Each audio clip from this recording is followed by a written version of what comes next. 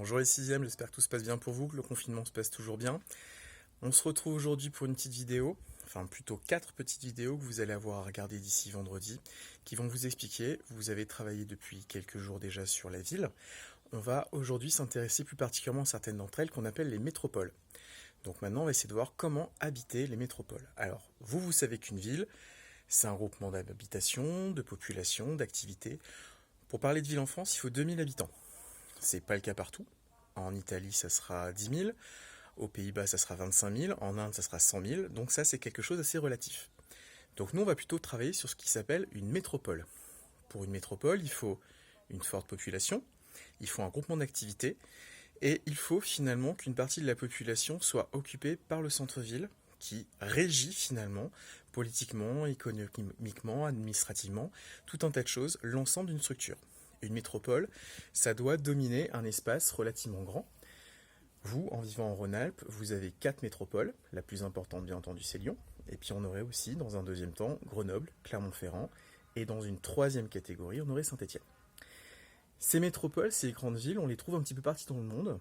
Elles sont de plus en plus nombreuses, elles sont de plus en plus peuplées. Et surtout, leur poids se renforce de plus en plus. Nous, on va travailler aujourd'hui, dans un premier temps, sur le fait qu'une ville ou une métropole, c'est un espace finalement vivant qui se développe, qui se transforme et qui s'adapte.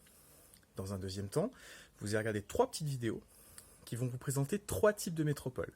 D'abord les métropoles européennes, puis les métropoles américaines, et dans un troisième temps, les métropoles des pays en voie de développement, ce qui seraient les pays moins riches ou les pays qui ont encore quelques petites difficultés pour satisfaire tous les besoins de leur population. Vous allez les regarder attentivement et vous servir du corrigé que j'ai mis sur Pronote pour pouvoir comparer ces 3 types de villes, chercher les points communs et chercher les grandes différences. Je vous retrouve tout de suite pour voir dans un premier temps finalement comment une ville est un espace vivant, comment on la reconnaît et comment finalement chaque ville a sa propre identité, un petit peu comme vous. Nous voici réunis pour voir donc en quoi une ville est quelque chose de vivant, en quoi une ville a sa propre identité, comment vous pourriez reconnaître une ville. Pour ce faire, nous allons partir d'un exemple que vous connaissez bien, l'exemple lyonnais. Si on avait été en classe, je vous aurais présenté ce document-ci. Sur ce document, on distingue une maquette qui vous présente des bâtiments de type romain, un amphithéâtre, des théâtres, un stade, des remparts, et en principe, votre premier réflexe aurait été de me dire c'est une ville antique. Je vous aurais demandé si vous la connaissiez. Vous auriez hésité et sans doute l'un ou l'autre d'entre vous m'aurait dit Monsieur, c'est Lyon. Ce à quoi j'aurais dit c'est bizarre ce que tu me dis, puisqu'à Lyon il y a un fleuve, une rivière, une presqu'île et là je n'ai qu'une île. Et là vous auriez normalement un petit peu hésité pendant un petit moment, jusqu'à ce que je vous dise que vous aviez raison, c'est bien la ville de Lyon durant l'Antiquité. Mais qu'une ville, c'est quelque chose qui évolue, qui se transforme. Que si vous alliez à Lyon de nos jours, ici vous auriez la Croix-Rousse, ici le Vieux-Lyon, ici la presqu'île, c'est-à-dire que cet espace-là aurait été comblé petit à petit pour être transformé par l'homme. Ou par la nature le cas échéant, mais ici, ça a été par l'homme. Cette ville, elle a considérablement évolué au cours de son époque. Au cours de ses époques, au cours de son histoire, au cours de ses histoires. Si vous regardez bien le document présent, on se rend compte que durant l'Antiquité, la partie la plus occupée de Lyon, ça serait la colline de Fourvière actuellement, des entrepôts sur l'île qui est devenue la presqu'île, et un petit peu d'habitants au niveau de la Croix-Rousse. Par contre, ailleurs, pratiquement personne. Si maintenant j'évoluais dans le temps, et si je m'intéressais à Lyon au XVIIe siècle, on se rend compte que la population a petit à petit quitté la colline de Fourvière pour s'entasser sur l'île devenue une presqu'île. On a bouché petit à petit le terrain pour pouvoir faire des cultures et pouvoir plus facilement se défendre. Petite nouveauté, des aménagements ont pu être faits sur le Rhône et surtout sur la Saône. On distingue des ponts, généralement temporaires, qui ont pu être installés. Encore plus tard, la ville de Lyon au XIXe siècle s'est à nouveau transformée. La colline de Fourvière est restée encore une fois peu occupée. Par contre, les populations sont montées en direction de la Croix-Rousse pour installer les ouvriers, les usines, de filage principalement, et surtout le terre-plein a commencé à se développer avec les espaces des Brotteaux, de la Guillotière, et beaucoup plus tard de la Pardieu qui va se fonder. On distingue même des zones qui peuvent être surprenantes, le village de Vénissieux, qui pourtant de nos jours est bien intégré dans la ville de Lyon. On voit bien avec ça qu'une ville, ça se transforme, ça évolue. Les quartiers peuvent se développer, on peut avaler d'autres villes. On peut avoir une population qui augmente considérablement, ou à l'inverse, en cas de catastrophe, elle peut radicalement s'effondrer, diminuer. Les quartiers, eux aussi, peuvent se transformer. Voici deux images tirées d'une gravure.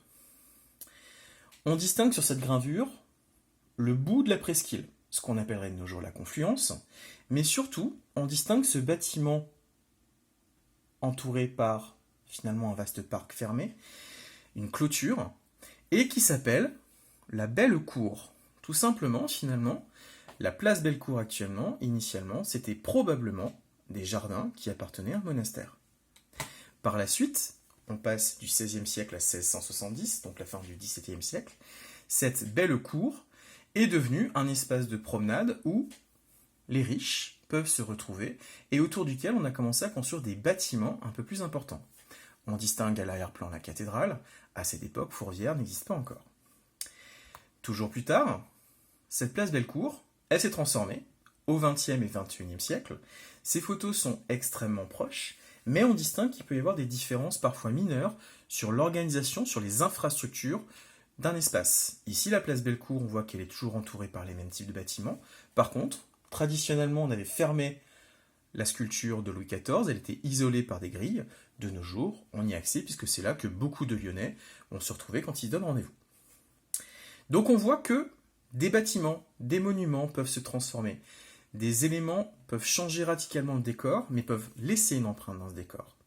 Si je vous laisse la dernière photo de Bellecour, c'est pour vous montrer deux bâtiments emblématiques finalement de la ville, la cathédrale de Fourvière, et ici, cette tour des communications qui rappelle étrangement finalement le sommet de la tour Eiffel. Une ville, c'est tout un tas de bâtiments qui sont connus par ses habitants ou qui peuvent être connus par les médias ou parce que la ville a eu une résonance d'une manière ou d'une autre. Si vous vous souvenez bien, en tout début du chapitre, je vous ai fait travailler sur une notion qui s'appelle la skyline, c'est-à-dire les bâtiments hauts qui permettent de reconnaître, de distinguer une ville. Ici, je vous ai donné des éléments de la skyline de Lyon et je vous ai mis finalement des bâtiments emblématiques que n'importe quel Lyonnais ou même Rhône-Alpin peut connaître ou reconnaître assez facilement, ce qui lui permettra d'identifier sa ville. On va avoir ici les tours de Feyzin, les tours des raffineries, le Stade des Lumières pour ceux qui aiment le foot, la cathédrale de Fourvière, bâtiment de type religieux, ce qu'on reconnaît assez facilement, et de plus en plus, les grands gratte-ciels qui vont se développer à notre époque et qui permettent d'identifier une ville. Donc une ville par ses bâtiments, on peut la reconnaître. On peut aussi la reconnaître par des éléments géographiques importants. Si on montre cette photo-là à n'importe quel Lyonnais, il va reconnaître sa ville, puisque on est l'une des rares villes où la confluence, donc la réunion entre le fleuve du Rhône et la rivière de la Saône, est aussi marquée, et désormais, en plus, est symbolisée par le musée des confluences. Donc géographiquement, structurellement, on peut reconnaître une ville, on peut identifier une ville. Et tout ça, ça peut avoir une influence. Je vous remercie de votre attention. Maintenant, on va s'intéresser à des villes en tant que telles. A tout de suite!